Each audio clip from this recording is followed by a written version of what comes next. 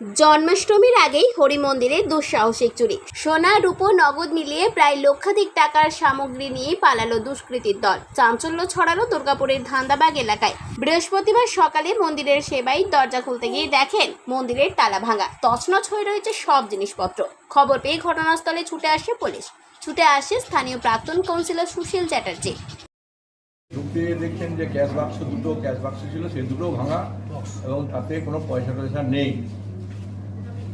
সম্ভবত 3 থেকে 4 হাজার টাকার মতো ছিল প্রণামী। এখানে ঠাকুরের টিপ ছিল, রাধা এবং কৃষ্ণের সোনার টিপ ছিল 2-3-4টে ছিল, এবং পায়ের নুপুর ছিল রূপোর, সেইগুলি পাওয়া দেখা যাচ্ছে না। রাধার গলায় একটা রূপোর হাত ছিল, সেটাও পাওয়া যাচ্ছে না। টিপগুলো খুলে নিয়ে গেছে, বুঝতে পারা যাচ্ছে ওখানে খুলে নিয়েছে, যেগুলো চেটানো ছিল ওই ফেভিকল দিয়ে, সেগুলো সব খুলে নিয়ে গেছে। কখন ঘটেছে ঘটনা কিছু জানা যাচ্ছে? সম্ভবত মধ্যরাত্রের দিকে, কেননা সেই সময় বৃষ্টি হচ্ছিল, সেই সময়টাতে হয়তো সবাই তখন ঘুমিয়ে পড়েছে, সেই সময়ই হবে। আশেপাশের বাড়ির লোকও সেরকম তখন টের পায়নি, বৃষ্টিতে শব্দ পায়। আমরা এসে দেখছি যে তালা ভাঙা, ক্যাশ দুদিকে দুটো ছিল, ক্যাশের ছিল, দানপেটি ছিল, সেগুলো ভাঙা। ঠাকুরের মাথায় 5টা টিক ছিল সোনার, সেগুলো নাই।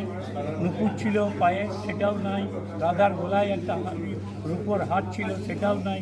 ক্যাশ বাক্স প্রায় 1000-5 টাকার মতন।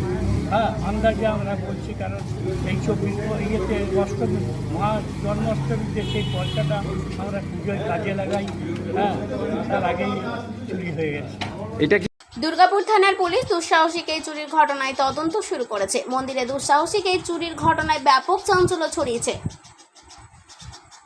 দুর্গাপুর থেকে অনুরাধা সেনগুপ্তের রিপোর্ট, খাঁটি খবর।